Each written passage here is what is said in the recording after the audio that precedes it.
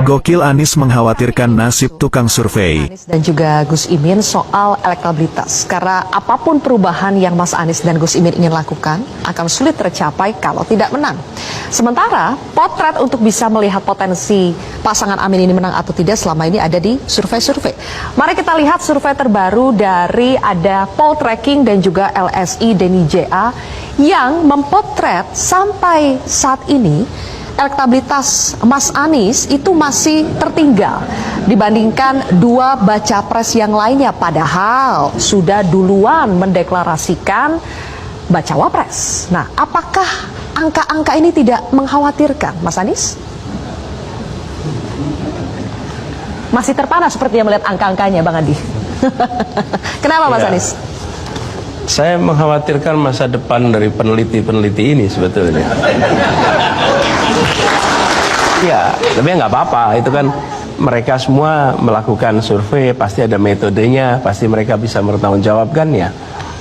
Sayangnya, pemilu tidak berdasarkan survei.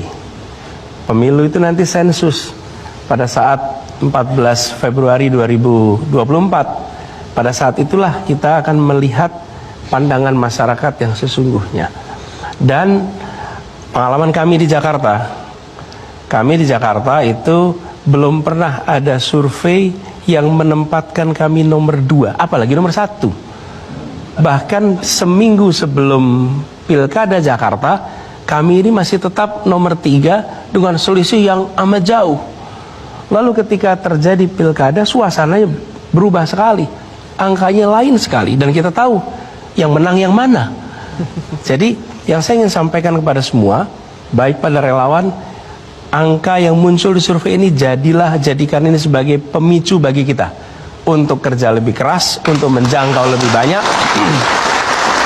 Dan kami terima kasih sekali, tidak perlu bayar mahal-mahal bisa mendapatkan informasi-informasi ini semua. Karena sekali survei itu berapa ratus juta yang harus dikeluarkan. Jadi kadang-kadang saya berpikir, kalau ada yang bisa melakukan survei tiap 2 mingguan, itu kan angkanya mahal juga ya. Artinya pasti harus ada yang membiayai untuk itu. Nah, kami bagian menerima manfaatnya saja. Jadi kami terima kasih sekali ada yang nyumbang dalam bentuk hasil-hasil yang kemudian jadi feedback. Kalau memang di situ disebut 19%, maka kita bisa cek di mana lokasinya, di mana yang kita harus jangkau. Jadi mudah-mudahan itu malah menjadi manfaat bagi kita. Jadi bagi kami, selama kesempatan untuk mengikuti proses Pilpres itu setara, selama kami masih bisa menjangkau siapa saja, selama kita bisa bergerak leluasa, maka ini adalah feedback yang baik, informasi yang baik. Tapi pada akhirnya keputusan ada pada sensus Pilpres 14 Februari 2024. Baik, oke.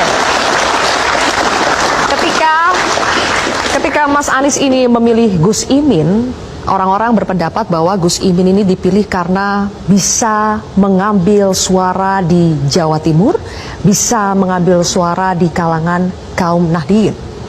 Tapi dari survei juga belum kelihatan pengaruh dari Gus Imin. Bagaimana? Baru kelihatan kekayaannya. Yang baru kelihatan kekayaannya saja.